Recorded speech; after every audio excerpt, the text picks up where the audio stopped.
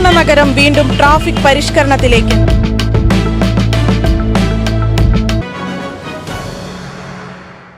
പെരിന്തൽമണ്ണ നഗരം വീണ്ടും ട്രാഫിക് പരിഷ്കരണത്തിലേക്കെന്ന് സൂചന. നഗരസഭാ അധികൃതരും പ്രൈവറ്റ് ബസ് തൊഴിലാളി സംഘടനകളും തമ്മിൽ കൂടിയാലോചന നടത്തി എന്നാണ് വിവരം. ആയിഷ ജംഗ്ഷനിലെ സിഗ്നൽ സംവിധാനം പ്രവർത്തിപ്പിക്കുന്നതുമായി ബന്ധപ്പെട്ടാണ് കൂടിയാലോചനകൾ നടന്നത് എന്നാണ് ഇതു സംബന്ധിച്ച് പുറത്തുവരുന്ന വിവരങ്ങൾ. നിങ്ങളുടെ നിക്ഷേപങ്ങൾക്ക് UGS ഗ്രൂപ്പ് നൽകുന്നു അതിവേഗ വളർച്ച. UGS ഗ്രൂപ്പ്, സ്വപ്നങ്ങൾക്ക് വിശ്വാസത്തിന്റെ കയ്യൊപ്പ്. പെരിന്തൽമണ്ണ നഗരത്തിൽ വീണ്ടും ഗതാഗത പരിഷ്കരണം നടപ്പിലാക്കാൻ പോകുന്നു എന്ന വിവരങ്ങളാണ് ഇപ്പോൾ പുറത്തുവരുന്നത്.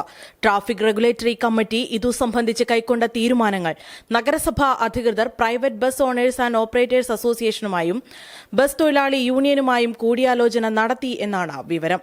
Sub collector, PWD engineer, RTO, joint RTO, DYSP, CI എന്നിവരടങ്ങുന്ന ട്രാഫിക് റെഗുലേറ്ററി കമ്മിറ്റിയുടെ തീരുമാനങ്ങൾ വിവിധ പ്രൈവറ്റ് ബസ് സംഘടനാ പ്രതിനിധികളുമായി കൂടിയാലോചിച്ചുവെന്നാണ് ഇതു സംബന്ധിച്ച് അറിയാൻ കഴിയുന്നത്. പ്രധാനമായും പെരിന്തൽമണ്ണ ആയിഷ ജംഗ്ഷനിലെ സിഗ്നൽ സംവിധാനം പ്രവർത്തിപ്പിക്കാനുള്ള നീക്കങ്ങളാണ് അധികൃതർ നടത്തുന്നത്. പലവട്ടം പരീക്ഷിച്ചിട്ടും ഉപകാരപ്രദമായ രീതിയിൽ പ്രവർത്തിപ്പിക്കാൻ കഴിയാത്ത സിഗ്നൽ സംവിധാനമാണ് ആയിഷ ജംഗ്ഷനിലേത്. ഇവിടെ ഫ്രീ ലെഫ്റ്റ് ഇല്ലാത്തതാണ് പ്രധാന വെല്ലുവിളി. റോഡിലേക്ക് ഇറങ്ങി നിൽക്കുന്ന പോസ്റ്റുകൾ മാറ്റി സ്ഥാപിച്ച് ഫ്രീ ലെഫ്റ്റ് സംവിധാനം ഒരുക്കിയേ സിഗ്നൽ പ്രവർത്തിപ്പിക്കാൻ സമ്മതിക്കൂ എന്ന തീരുമാനത്തിലാണ് പ്രൈവറ്റ് ബസ് സംഘടനകൾ. അല്ലാത്തപക്ഷം സിഗ്നൽ പ്രവർത്തിപ്പിച്ചാൽ വലിയ രീതിയിലുള്ള ബ്ലോക്ക് ഉണ്ടാകുമെന്നാണ് ബസ് തൊഴിലാളികളും ഓണർമാരും സൂചിപ്പിക്കുന്നത്. ബൈപ്പാസ് റോഡിലൂടെ മൂസക്കുട്ടി ബസ് സ്റ്റാൻഡിലേക്ക് നിലമ്പൂർ റോഡിൽ നിന്നും വരുന്ന ബസ്സുകൾ പ്രവേശിക്കുന്നതിനും നിയന്ത്രണം വരും. നിലമ്പൂർ ഭാഗത്തു നിന്നും വരുന്ന ബസ്സുകൾ ഊട്ടി റോഡിലൂടെ പട്ടാമ്പി റോഡിൽ പ്രവേശിച്ച് സബ്രീന ഹോട്ടലിന് മുൻവശത്തുകൂടി മൂസക്കുട്ടി ബസ് സ്റ്റാൻഡിൽ പ്രവേശിക്കണമെന്നാണ് നിർദ്ദേശം.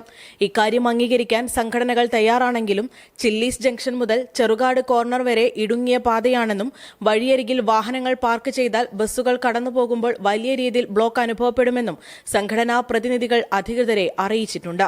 ഈ ഭാഗങ്ങളിൽ റോഡ് സൈഡിലെ വാഹന പാർക്കിംഗ് നിരോധിക്കണമെന്ന ആവശ്യവും സംഘടനകൾ മുന്നോട്ട് വയ്ക്കുന്നുണ്ട്. എണ്ണിയാലൊടുങ്ങാത്ത ട്രാഫിക് പരിഷ്കരണങ്ങൾ നടത്തിയ ഇടമാണ് പെരിന്തൽമണ്ണ. KSRTC അടക്കം 3ഓളം ബസ് സ്റ്റാൻഡുകൾ പ്രവർത്തിച്ചിരുന്ന സമയത്ത് ഈ ബസ് സ്റ്റാൻഡുകൾ സജീവമാക്കാനും നിരവധി തവണ ട്രാഫിക് പരിഷ്കരണം കൊണ്ടുവന്നിരുന്നു.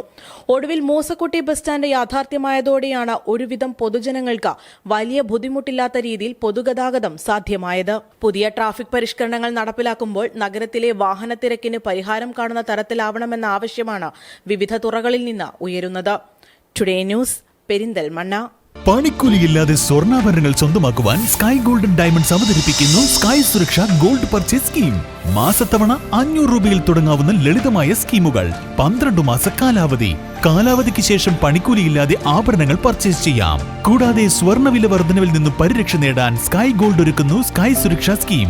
12 മാസ കാലാവധി. കൃത്യമായി പണമടയ്ക്കുന്നവർക്ക് കാലാവധിക്ക് ശേഷം 7% ബോണസോടുകൂടി സ്വർണ്ണാഭരണങ്ങൾ പർച്ചേസ് ചെയ്യാം.